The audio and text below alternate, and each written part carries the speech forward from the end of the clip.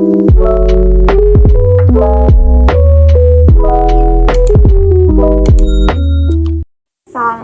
warahmatullahi wabarakatuh. Bertemu lagi dengan saya Anissa Agnia Purnama.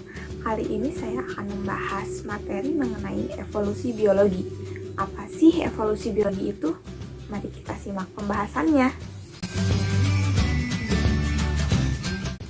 Evolusi merupakan materi biologi mengenai asal-usul makhluk hidup dan keterkaitan genetik antara makhluk hidup satu dan makhluk hidup lainnya. Secara harfiah, evolusi berarti perubahan perlahan-lahan. Maka, yang dimaksud dengan evolusi biologi yaitu perubahan atau perkembangan makhluk hidup secara bertahap dalam jangka waktu yang lama, dari mulai bentuk yang sederhana hingga menuju bentuk yang lebih kompleks.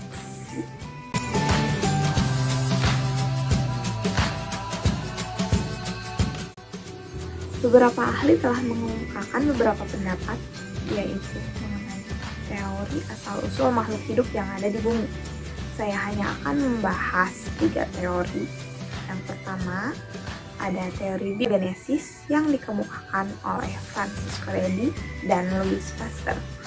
Dan yang kedua, ada teori evolusi kimia.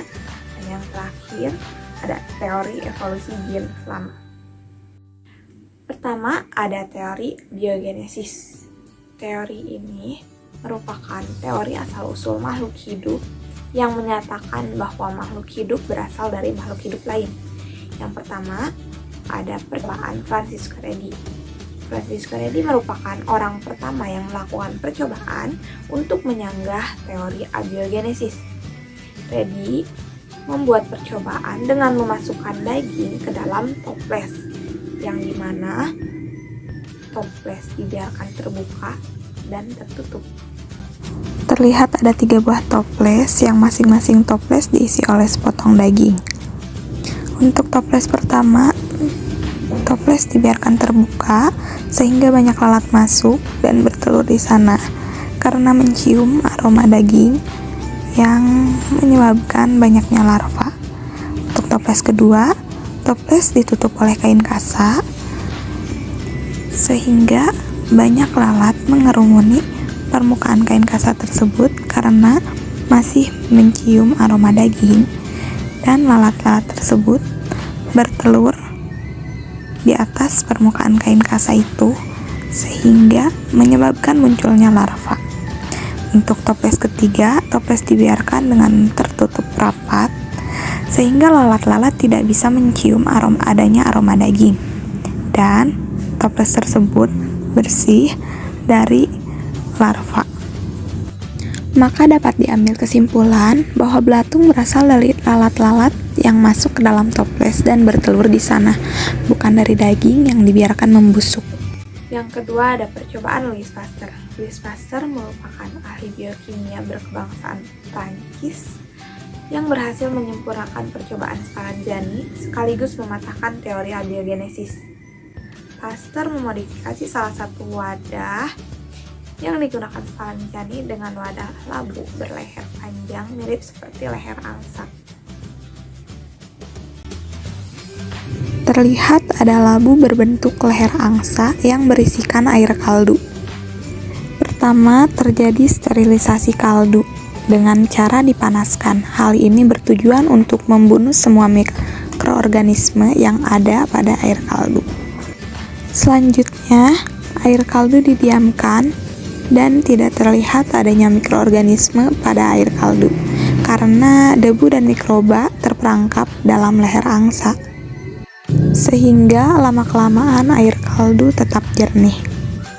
Selanjutnya, labu dimiringkan sehingga mikroorganisme dan debu dapat menyentuh air kaldu yang mengakibatkan air kaldu menjadi keruh. Lanjut ke teori evolusi kimia. Salah satu ilmuwan yang mengemukakan teori ini yaitu Stanley Miller. Percobaannya merupakan percobaan yang menyimulasikan keadaan bumi purba dan menguji terjadinya abiogenesis. Lebih tepatnya, percobaan ini menguji hipotesis Alexander Oparin dan JBS Haldane bahwa keadaan bumi purba mendukung reaksi kimia yang dapat menyintesis senyawa organik yang lebih kompleks dari pendahulu organik yang sederhana. Dalam percobaannya, Miller memasukkan 4 gas senyawa anorganik, yaitu gas hidrogen, metana, amoniak, dan uap air ke dalam alat percobaannya. Kemudian, senyawa anorganik tersebut diberi loncatan listrik bertegangan tinggi. Akibat loncatan listrik tersebut, keempat gas tersebut bereaksi membentuk zat baru. Ternyata, zat baru tersebut mengandung senyawa organik sederhana seperti asam amino, adenin, dan gula sederhana. Yang terakhir ada teori Jean Lama. Pada abad ke-18, Lama yang juga merupakan seorang pendahulu Charles Darwin di bidang evolusi mengusulkan suatu mekanisme bagaimana kehidupan berubah seiring berjalannya waktu. Ia mempublikasikan hipotesisnya pada tahun 1809 dengan membandingkan spesies yang hidup dengan fosil. Ia menemukan sebuah garis-garis keturunan yang merupakan kronologi fosil tua menuju fosil muda. Beliau menjelaskan penemuannya melalui 2 prinsip yang secara umum diterima pada saat ini.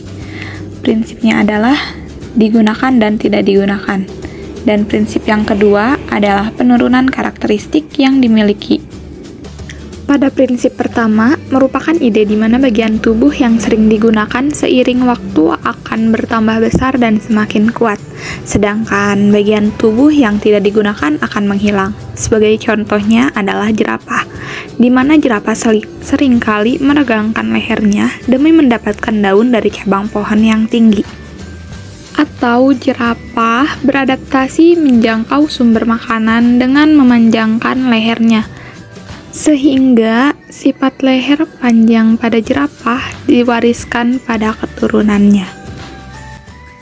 Sekian penjelasan dari saya, semoga bermanfaat dan mudah dipahami. Jangan lupa like, comment, and subscribe. Thanks for watching. Assalamualaikum warahmatullahi wabarakatuh. Bye-bye.